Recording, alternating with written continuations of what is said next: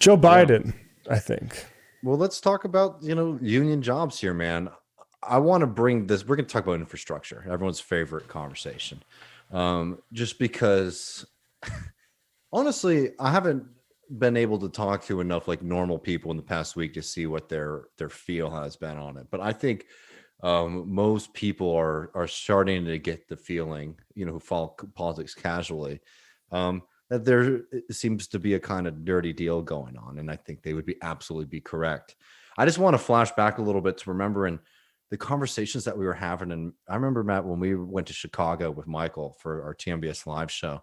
It was the same week that Bernie had launched his Green New Deal. And I remember sitting and having beers before the show with Michael and talking about how excited we were about the possibility of this being implemented, because not only could we really do something material about the climate crisis, but we could be bold and broad in a way that could really reorganize and redefine American society. And I bring that up just because early in the Biden administration, you saw that kind of like typical neoliberal finger wagging, like pundit making that same argument, right? That Biden's plan is this kind of radical reshifting of American politics and American society, right? Because Biden has, I would say, and I think you would agree with me, Matt, like Biden has been very effective at releasing something that sounds big, not big enough by our standards, but something that sounds like, oh, at least he's moving in a certain direction, and then delivering something very different. Yeah, ever since the Yemen stop to offensive actions, he's the press release president. Mm-hmm. Yeah, I love that. The press release president. And Adam Tooze has a really good piece, and this is from a few months ago, talking about Biden's climate change plan and how inadequate it was. Biden's COVID relief plan, and making the point that Trump in fact was doing more for people than Biden was, over the course of two different COVID relief bills under Trump. But the real hope and like the real thing is, if Biden wants to cement a legacy as like a kind of radical reformer, somebody who might have not done the political style of the left, but somebody who was actually delivering on material goods, then it was going to come from this infrastructure plan, right? And they presented it in this way that it was going to tackle not only fixing the potholes and failing bridges across the country, but it was going to radically redefine what we consider to be infrastructure. It was going to provide education opportunities. It was going to provide help for, raising children, home care workers, all of these things, right? It took a very, very wide mandate to what infrastructure is. Well, now as we get closer to seeing what the actual Biden administration's plan is, we're seeing that it's, in many ways, is pretty similar to a typical run-of-the-mill Republican plan. We're still early in the, in the process as it sort of comes out. These plans come out publicly, right? So there's only so much that we could talk about, but we do have an agreement now from this, 10 senator group that has come out, and basically anything that was particularly radical has been completely culled back. And even by the own metrics that Biden and his friends were selling this plan to us a few months ago, it's completely failed. We're looking at something that there's a lot of numbers that are being thrown around, but effectively when it comes to new spending, somewhere in the neighborhood of only $570 billion in new spending, right? And that's, delayed. That's not a lump sum that's coming out, August 1st or something like that. This is a very slow plan. And when it comes to tackling climate change, it's not, it doesn't even register, not even, and like for people who are listening to this who like might not consider themselves to be socialists or progressives or something like that. We're actually, like, the point here is it's not just like, oh, it's not radical enough by our standards, but by the standards that we're trying to hold the international community to, right? By saying you need to be spending this much of your budget to combating climate change and to greening your economy. It comes nowhere close. In fact, we're looking, and if you could pull up, I put in the chat, Matt, this piece, which is in the American Prospect. There's a piece called "On Infrastructure: A Bad Deal is Worse Than No Deal at All" by Alexander Salmon. I just wanted to pull up this little bit here. They're using numbers that they believe to be extremely generous to what they're including as green spending, right? So they're doing this just to be as fair as you could possibly imagine. Um, Even at a generous $79 billion number, this means 14% of the infrastructure package is being dedicated to environmentally aligned projects with electric cars and grid modernization, though those are the least ambitious parts of the environmental program. No major expansion of public transit, no major renewable power generation programs. The other 86% of the package is largely going to expand fossil fuel heavy infrastructure, including highways, ports, oil and gas reliant energy systems, and more, right? This is, even by the standards that liberals put forward, an extremely underwhelming proposal. And we're not just trying to tie everything into an infrastructure plan here. We're making this point because infrastructure drives the way you're individual and you need to get to work, or you need to get groceries, or you need to do all the things that we need to do to reproduce our lives, to live normal life, right? And we make decisions based on the public infrastructure that we have around us, right? Be it public transportation, buses, or for the vast majority of people in this country, getting on a public road and driving, right? These things matter when it comes to lowering our carbon footprint. What you have available to you is what you are going to do. And if you don't have any other choices, right, we're going to continue down this path of extreme carbon emissions to get ice cream, or to go see your mother, or to go to a football game, right? And these shouldn't be the consequences of modern life. There are lots of different ways that we can move people from place to place. But if you're not doing this kind of basic greening of our infrastructure, right, you are complicit and accelerating this devastation that is climate change, climate catastrophe, right? Like, I'm disappointed with the Biden plan in general. I was disappointed from it the moment that they put it forward. But to see this after all of this talk is inexcusable at this point. There is a wide mandate to really beef up production in this country. There's a lot of people looking for work. There's a lot of people looking for a change right now. Our entire economy and way of life has just been disrupted. This is a radical opportunity to do something different. And instead, we're going to get more and more of the same, with an army of propagandists out there who are going to lie and try to make it seem like, oh, because we can present a price tag that might seem very high by, certain historical standards, that this is doing something about these problems. It's not. And I want to hear your thoughts on this, Matt, but I just also can't ignore the hilarious political aspect of this, which is Biden doing what Biden and the Democrats have done since they've come back into majority power, is say, oh, we wanted to do all of this stuff. We really, really, really did. But we understood that by taking off all of the critical aspects of it, and basically passing a Republican light plan here, we could do that now. And then next session, or in a month, we're going to pass the big bill that's going to have all the things that we put on the cutting floor. I mean, do they think we're stupid when they do this? Yeah, where the situation stands now politically is Pelosi came out and said, we're not going to pass this bipartisan thing if you don't pass our, what they're saying is $6 trillion bill, right? And that's what, first of all, Pelosi should be doing. But the actual outcome of that, I think, is uncertain, because what you could end up having is that just blows up the bipartisan deal, and then you also don't get the big one. And that said,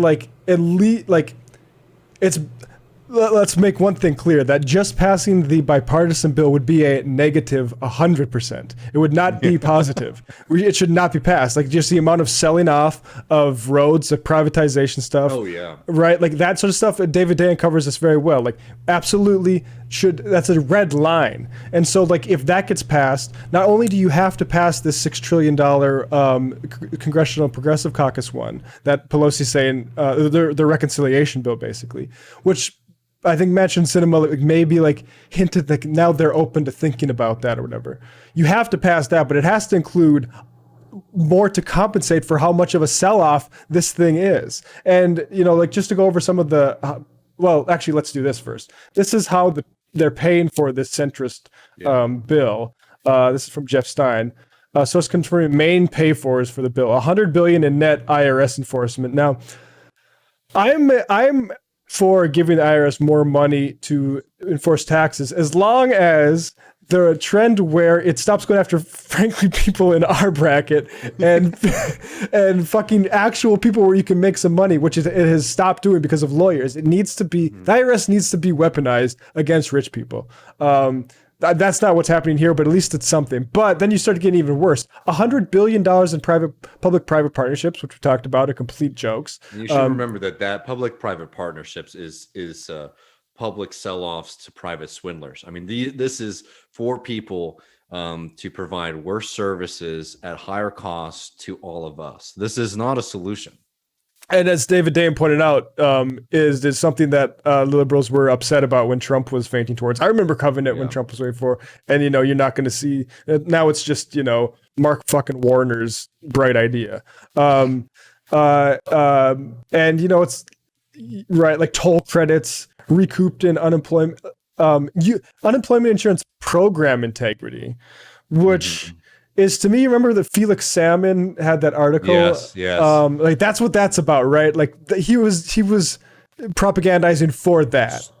So I think this point is really important to making the general, like, how are we judging the Biden administration historically, right? Because I mean, there were a lot of really irresponsible people on the left who were making these kind of like grand statements about Biden that this represents a definitive break with neoliberalism and with centrism in general. Just look at the size of the packages that they're putting forward.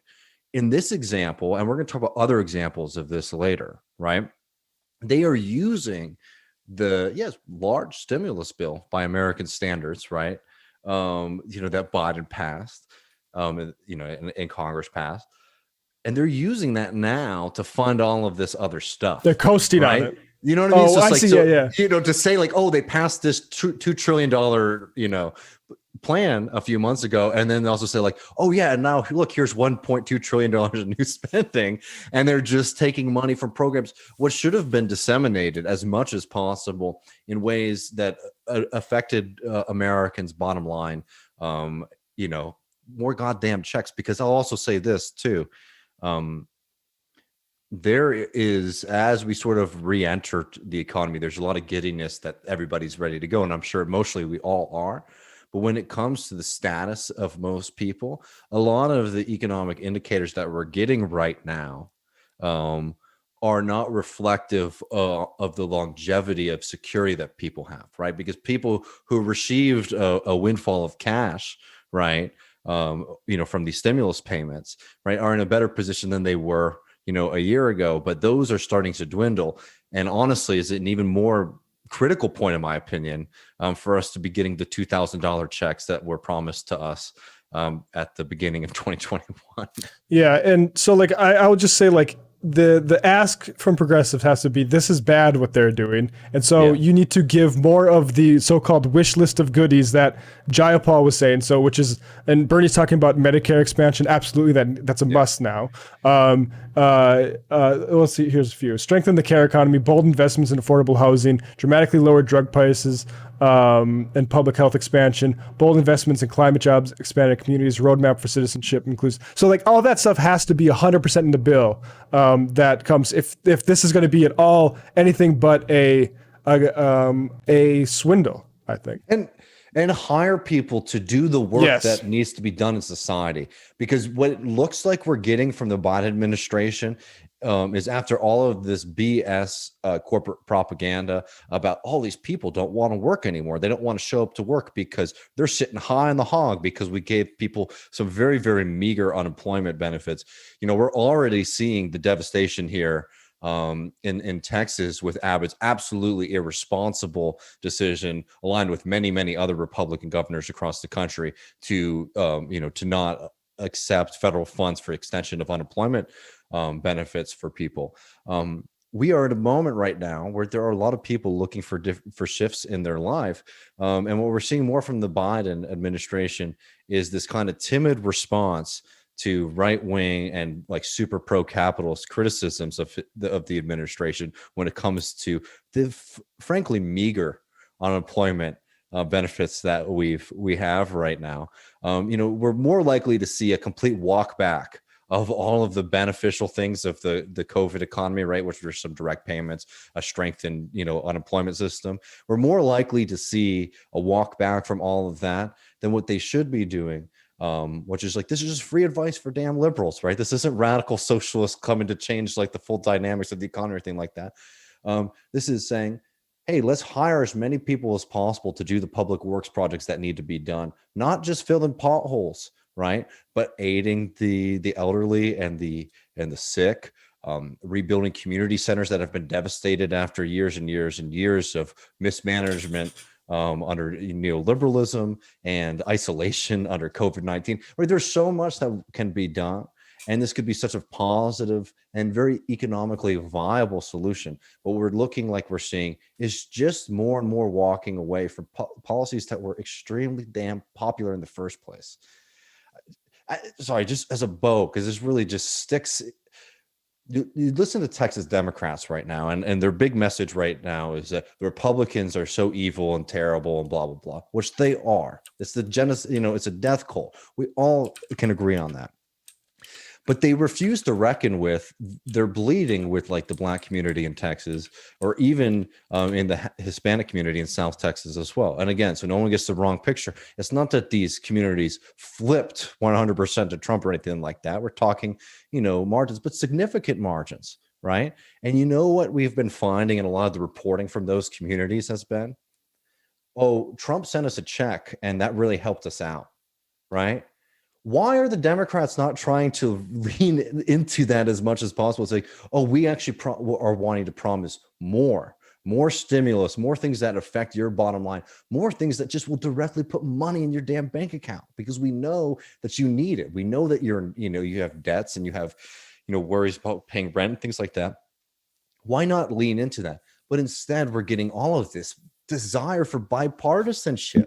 Yeah, well, right. They're like, what we really need to do is see like Joe Biden and Mitt Romney hold hands, right? And like, that's going to solve the problems in this country. No, people need help and they want to look for somebody who's going to provide it to them. Yeah. Stay tuned for our section on the very old edition of the very short introduction to communism by Peter Singer for why they don't like it when people all of a sudden have extra money for an emergency. But anyway,